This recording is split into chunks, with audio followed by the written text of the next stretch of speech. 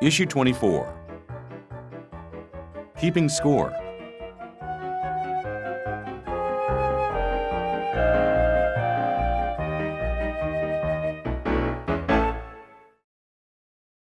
We can't help ourselves. We constantly make judgments about other people and about ourselves.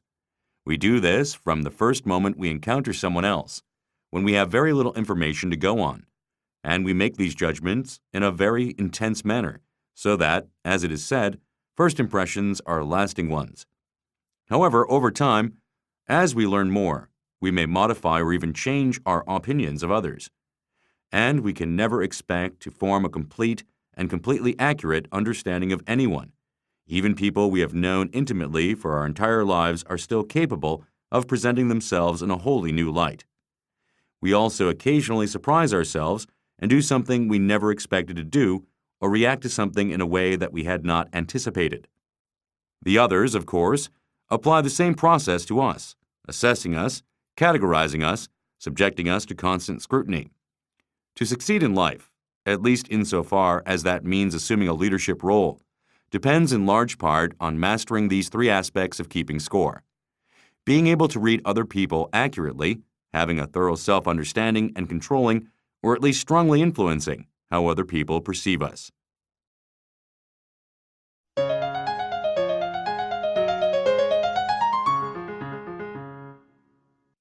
What does it mean? 1. We make these judgments in a very intense manner. 2. Presenting themselves in a wholly new light. 3. Categorizing us.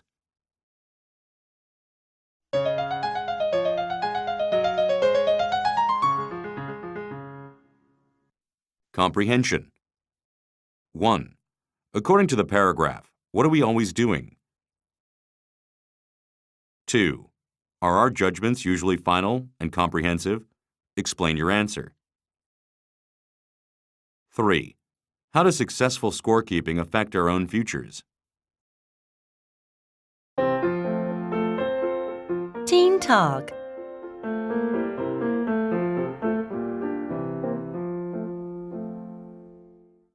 Let's score these people by giving them points ranging from 10, best, to 0, worse. Parents, siblings, teachers, friends. 1. Are they honest? 2. Are they understanding? 3. Are they willing to help you? 4. Do they keep their promises? 5. How do they respond when you make a mistake?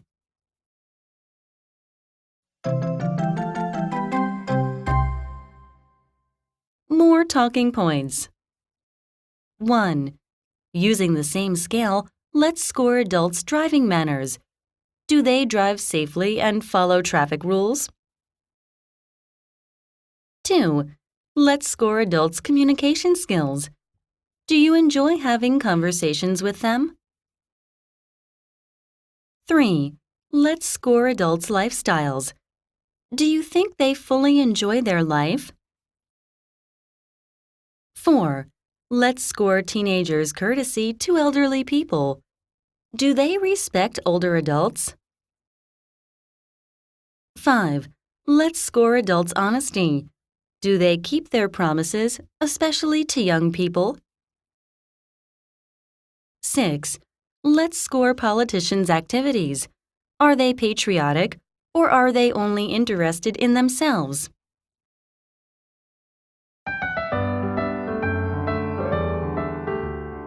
Opinion samples. 1.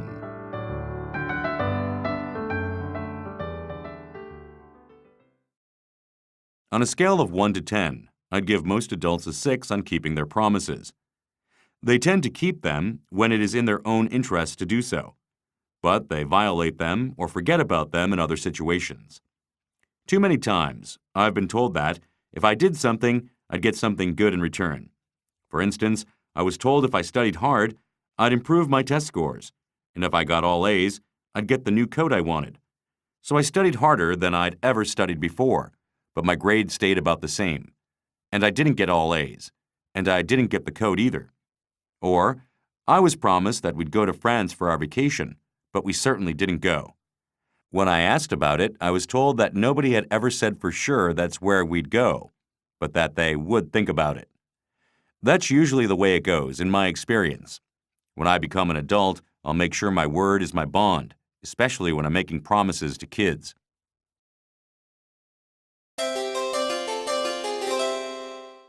Questions. 1. Do you think the teen was lied to about the coat? Discuss the situation. 2. Do you think the adults lied about going to France? Discuss the situation.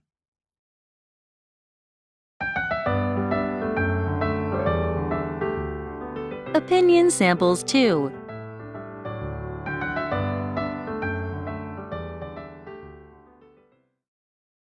I never have any trouble talking to people my own age. We all seem to share similar interests and attitudes. But I can't say the same thing about talking to grown-ups. They never seem to know what's going on around them, what movies and songs and TV shows are popular, the newest fashions, the latest gossip. When they do talk about any of these subjects, it's always about people I've never heard of. I think most of them are probably dead. And if they do talk about anything else, it's always as though they were delivering a sermon or giving a lecture. They don't ever want to discuss anything. They just want to treat me like I don't have any ideas or values of my own. And they have the nerve to claim that we are hard to talk to.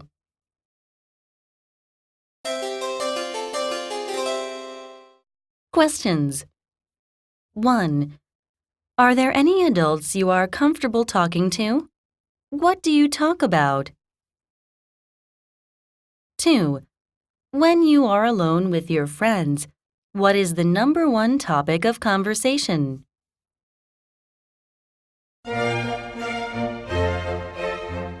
Dialogue.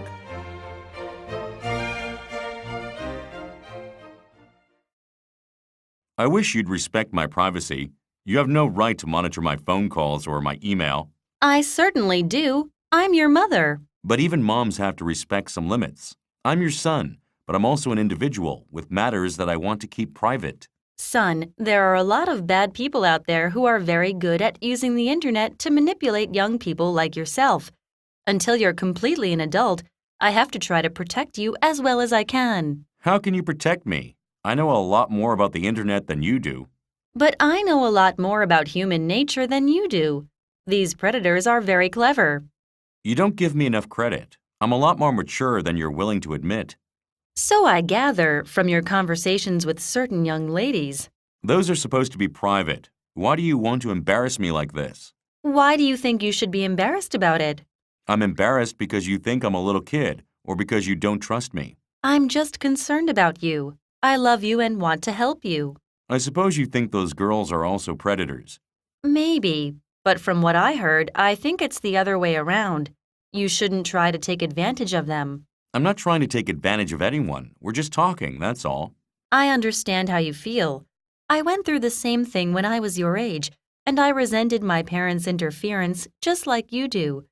But now I realize that my mom was right. No, you were right then, not now. Just butt out of my affairs. I don't try to pry into your secrets, do I? It's not your place to do so, but it's my responsibility to guide you and keep you out of trouble if I can. I can take care of myself.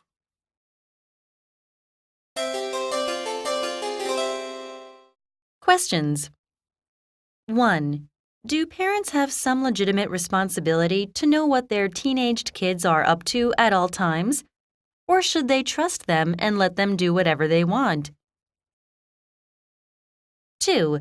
With smartphones and other modern technologies, it's much easier for kids to keep their conversations and activities secret from their parents than it used to be. Is that a good thing or a bad thing? Discuss your answer. 3. Explain the ways in which predators can use the internet against unsuspecting young victims.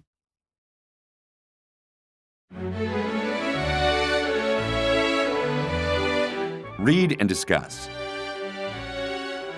How to keep your promises to yourself. People sometimes make promises to themselves that they cannot easily keep.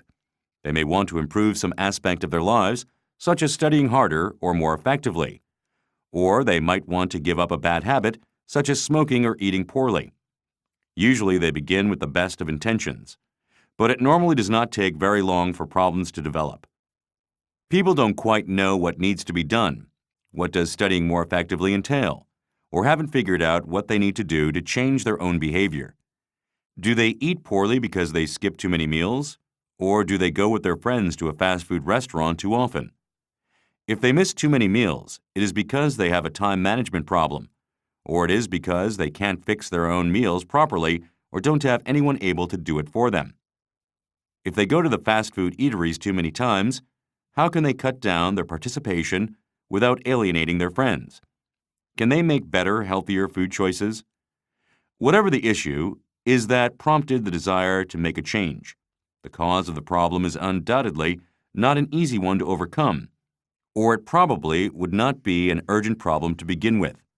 So, however well-meaning people are, they often find it too difficult to keep their promises easily and soon stop making the effort. Later, they again make the same promises to themselves and fail again for the same reasons. But it doesn't have to be this way. To keep your promises to yourself, the first step is to realize that it will be hard to do so and that it will require a long time and a lot of attention. The second step, therefore, is to analyze precisely what needs to be done. Devise a strategy. The third step is, after you plan your work, work your plan. Be consistent and persistent. Don't get discouraged. The hardest part is at the very beginning, and it becomes easier as you go along. The fourth step is to keep track of your progress. Make charts, take notes, keep a diary. Seeing how much progress you are making will boost your confidence and help you achieve your goal.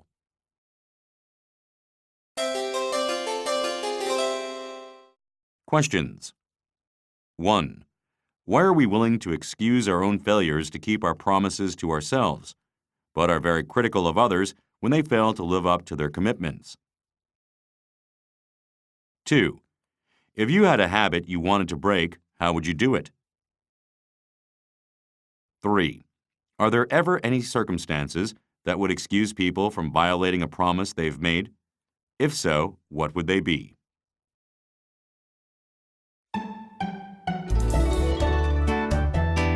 Pictures talk.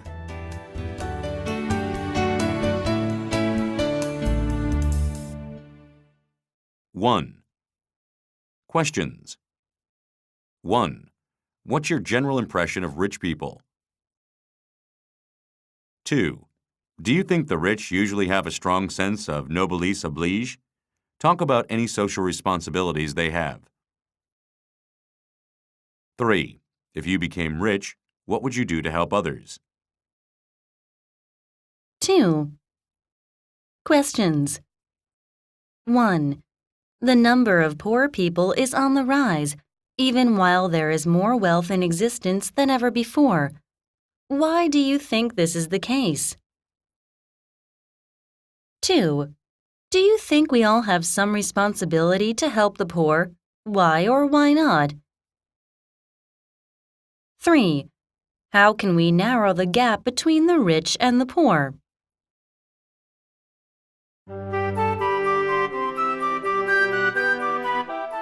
What's your advice? 1. Hi. Like you, I'm a high school student. I think I get along well with my classmates, and I have a lot of friends.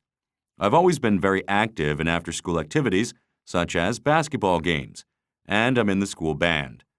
But I realize that I'm below average in grades. My pals don't seem to mind about that, but my parents are always on my case. Despite the fact that I have had a lot of success in fields other than academics, my parents only want to score my life based on grades. They don't want to give me any points for being happy.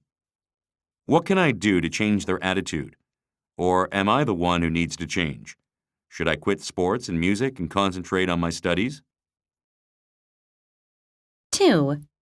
I always thought I'm a kind, understanding, and generous person. But my so-called friends think differently. They say I have a long way to go to improve my character. They insist I'm too judgmental. They complain that I don't volunteer my time to help others. And they insist that sometimes I'm selfish. How can their perceptions be so far off the mark? What could I have done that would give them such a wrong idea about me? I'm so surprised and confused. Who is right, do you think? And which is more important, what they think of me or what I think about myself?